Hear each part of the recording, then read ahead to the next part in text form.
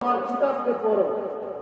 2 number হলো কোরআন পড়ার পরে স্বীকার করে তোমরা এই কোরআনকে কি করো, কোরআনের ইলম শিখো, কোরআনে আল্লাহ কি বলেছে এই শিক্ষা তোমরা গ্রহণ করো। তাহলে কয়জন হলো?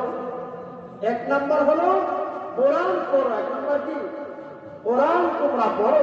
2 নাম্বার হলো কোরআন পড়ার পরে কোরআনকে তোমরা বুঝো। আল্লাহ কোরআনে কি বলেছে আল্লাহ বলেন এগুলো কি করো তোমরা বুঝো। তাহলে এই 2টা জিনিস কোথায় শিক্ষা দেওয়া হয় বলে? কথা বলেন, এই 2টা জিনিস কোথায় শিক্ষা দেওয়া হয় বলে? কোন স্কুলে, ভার্সিটিতে, এই মাদ্রাসায় দেওয়া হয়, ঠিক না বেটি? 3 নাম্বার হলো মুফাসসিরিনে কেরাম বলেন 3 নাম্বার হলো আপনি কোরআন পড়েন নাই। অনেকে আছেন খেতে কামারে কাজ করেন, ব্যবসা বাণিজ্য নিয়ে ব্যস্ত, এখন কি আর কোরআন পড়ার সময় আছে? কোরআন বোঝার সময় আছে বলেন? সময় নাই।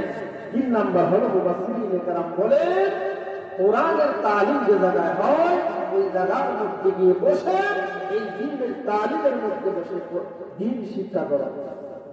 তাহলে 3 নাম্বারটা কোথায় শিক্ষা দেওয়া হয় বলেন? এই সমস্ত মাহফিলগুলোতে। কোথায়? এই সমস্ত মাহফিলগুলোতে। এখন আপনারা বলেন এই সমস্ত মাহফিলের ব্যবস্থা কিন্তু ইউনিভার্সিটিতে, স্কুলে করা হয় নাকি মাদ্রাসা মসজিদের পক্ষ থেকে বলেন? তাহলে 3টা আমরা কোথায় পেলাম? কথা বলেন, 3টা কোথায়?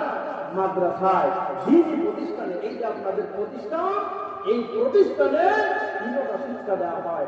1 নাম্বার আল্লাহ বলেন উতমা উহিয়া ইলাইকা মিনাল কিতাব। আল্লাহ রাব্বুল আলামিন বলেন ও দুনিয়ার মানুষ, আমি আল্লাহ রাব্বুল আলামিন যেই কিতাব আমার পয়গম্বরের উপরে আমি নাযিল করেছি ওই কোরআনকে তোমরা পড়ো। আল্লাহ রাব্বুল আলামিন তার হাবিবুল্লাহকে বলেন ও নবী এই কোরআন আপনি পড়েন এবং আপনার সমস্ত উম্মতদেরকে পৌঁছায় দিন, তারাও যাতে কোরআন শিক্ষা করে। তাহলে 1 নাম্বার কাজ হলো আল্লাহর কোরআন কি করা বলেন? শিক্ষা করা, কোরআন পড়তে জানা। আল্লাহ রাব্বুল আলামিন বলেন তোমরা আমার কোরআনকে পড়ো, তিলাওয়াত করো।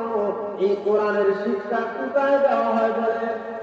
আপনার বাচ্চাকে মাদ্রাসায় ভর্তি করলেন, এই কোরআন শিখায় মাদ্রাসায়।